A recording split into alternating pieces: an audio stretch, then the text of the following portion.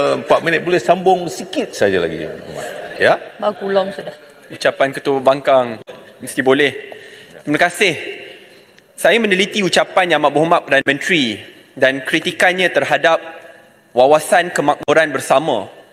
Cuma ia agak pelik kerana dengan kritikan tersebut, walhal pada tahun 2018, 2019, Yang Berhormat Perdana Menteri turut merupakan ahli parlimen kerajaan yang turut mendukung dalam ucapannya Wawasan Kemakmuran Bersama ini. Bukan itu saja, perkara ini dibentangkan di Kabinet dan diputuskan bersama di mana Timbalan Perdana Menteri turut merupakan ahli parlimen daripada keadilan. Ada ramai lagi menteri-menteri lain yang turut merupakan menteri pada hari ini. Walhal boleh dikatakan, oh ini hanya ciptaan barat, World Bank. Saya rasa itu tidak jujur.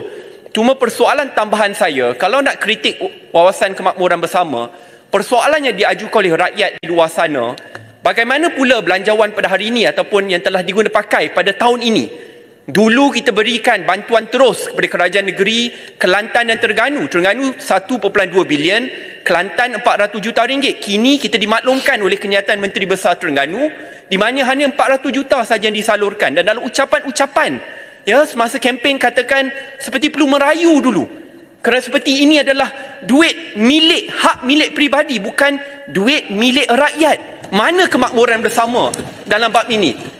Dan sampai ke hari ini dengan izinnya belum terjawab lagi. Mengapa parlimen kerajaan diberikan setiap satu dapat 4 juta ringgit, pembangkang dapat RM0 Malaysia? Jangan hukum rakyat. Terima kasih. Terima kasih Muar. Oleh kerana dah bangkitkan tentang isu WKB atau Wawasan Kemakmuran Bersama ni, memang betul Yang Amat Berhormat Tambun kata ini idea barat dan Bank Dunia tidak. WKB ini tidak menekankan soal nilai, soal tata kelola, masalah semasa tempatan. Saya nak maklumkan ketika itu salah seorang yang membincangkan dalam kabinet ini adalah Yang Amat Berhormat Timbalan Perdana Menteri yang juga merupakan isteri Yang Berhormat Bandar Tun Razak, merupakan Timbalan Perdana Menteri ketika itu. Jadi soal-soal seperti ini sepatutnya janganlah diperlekehkan kerana nak menimbulkan satu wawasan itu adalah sesuatu yang besar yang telah pun diterima. Ramai daripada mereka yang sekarang ini masih lagi di sebelah sana itu adalah mereka yang telah pun meluluhkan, seperti Seremban, Kota Raja, semua adalah kumpulan-kumpulan yang telah pun meluluskan wawasan ketika itu. Ramai lagi. Jadi Yang Berhormat Speaker, saya nak landing kerana tinggal 1 minit ni. Saya risau nanti walaupun saya tengok, saya takut. Kalau tengok janganlah terlampau jeling, saya terpaksa tunduk. Jadi saya takut nak tengok begitu, Muhammad. Jadi saya nak maklumkan sedikit tentang kedaulatan undang-undang, asas keyakinan rakyat dan pelabur.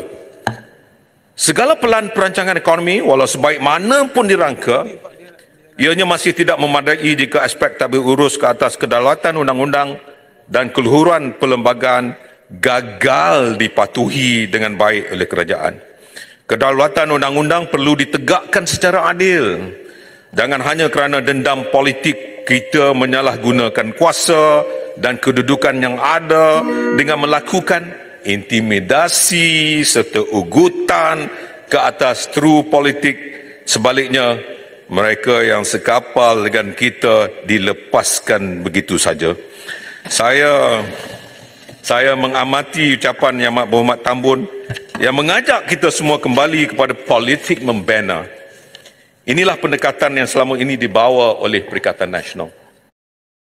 Saya Junaidi dari Selangor, umur 49 tahun. Saya ni kena sakit jantung. Start kena serangan jantung ni masa tahun 2019.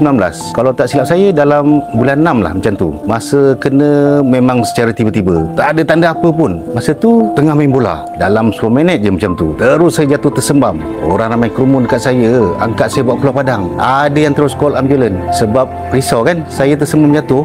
Lepas tu tak boleh nak cakap apa-apa. Tangan saya pegang kat jantung je. Lepas sampai ke hospital tu, doktor cakap saluran darah problem.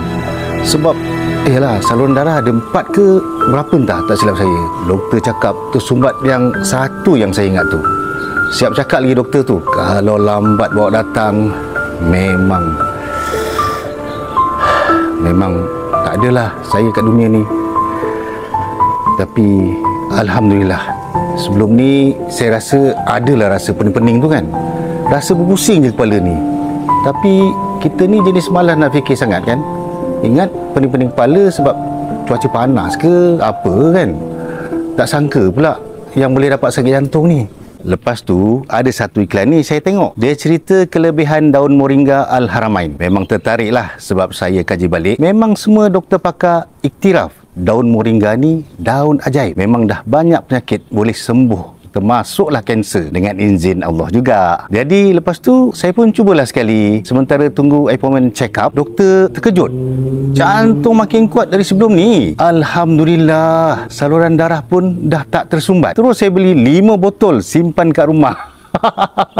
Memang tak cari lain dah. Sebab menjadi kan, daripada ubat-ubat lain tak pasti jadi ke tak. Nanti tak pasal-pasal buah pinggang pula sakit kan. Ni saya nak pesan untuk semua yang kat luar sana yang dah start rasa ada sakit macam saya ni. Janganlah bazirkan duit anda cuba produk yang tak pasti menjadi. Tapi moringa ni memang menjadi. Kalau tak adalah doktor-doktor pakar boleh iktiraf moringa ni sebagai superfood.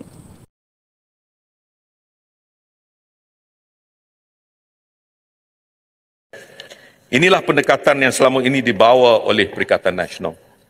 Sebelum berkuasa berjanji, kononnya akan memberi kebebasan bersuara kepada rakyat. Tetapi setelah memegang tampuk kuasa, kritikan rakyat pun dibalas dengan ugutan kereta peronda polis di depan rumah. Jadi saya akhirnya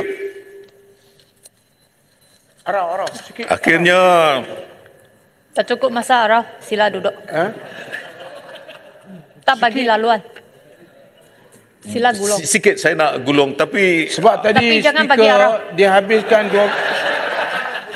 Biarlah, sikit. Sikit lah. Ini penting. Sebab Yang Berhormat Larut telah membentangkan ucapannya dalam bajet yang lepas.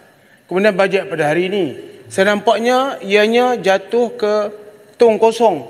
Tidak ada tindakan. Jadi apakah Yang Berhormat nak bertanya kepada kerajaan, apakah tindakan yang telah diambil berhubung dengan cadangan yang dibawa tempoh hari? Contohnya kerajaan minta untuk menyaman surat khabar Agencia Nova.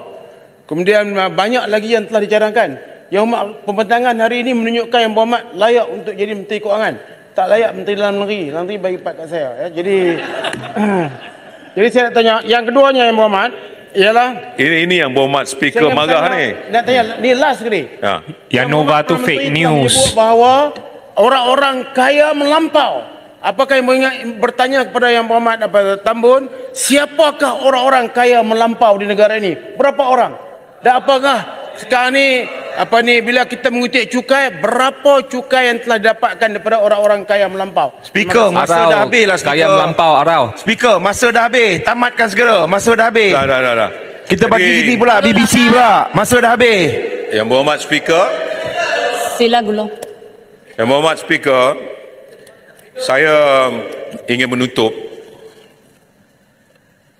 Kata Plato, the measure of a man is what he does with power.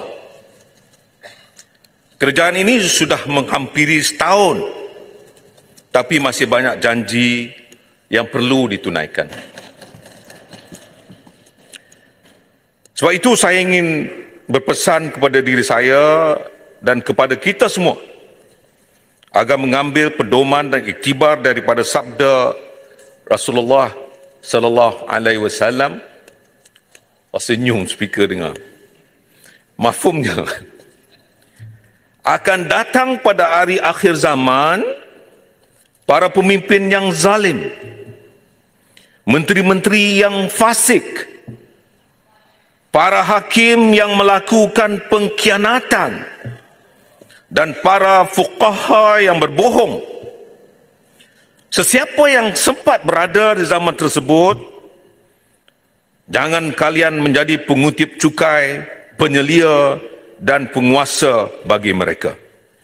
Itu pesanan. Saya berdoa supaya kita semua rakyat Malaysia dijauhkan daripada pemimpin yang mempunyai sifat yang diperingatkan oleh Nabi SAW. Maka sesungguhnya kita mahukan Malaysia yang tersanjung di persada antara bangsa. Malaysia yang makmur dan aman.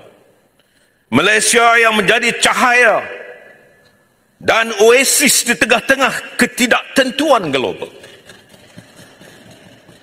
Sebab itu sudah beberapa kali saya katakan di dalam dewan ini, sebagai pembangkang, kita akan menjadi pembangkang yang kredibel dan bertanggungjawab.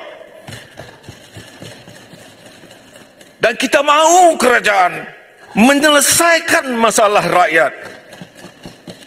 Tetapi mengapa kerajaan tidak mendengar? Mengapa bekalan beras tiada dalam pasaran?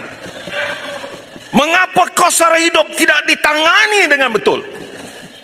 Dan semua masalah ini dan banyak lagi tidak selesai sehingga hari ini. Patutlah rakyat berkata-kata, ada ayam, telur tiada. Ada padi, beras tiada. Ada sawit, minyak tiada. Ada tebu, gula tiada. Ada menteri, serupa tiada. Akhirnya saya memetik pantun Pak Hamka. Setali pembeli kemenyan, sekupang pembeli ketaya. Sekali lancung ke ujian, seumur hidup orang tak percaya. Maaf jika ada yang terasa dalam dewan ini. Sekian, terima kasih Yang Berhormat Speaker.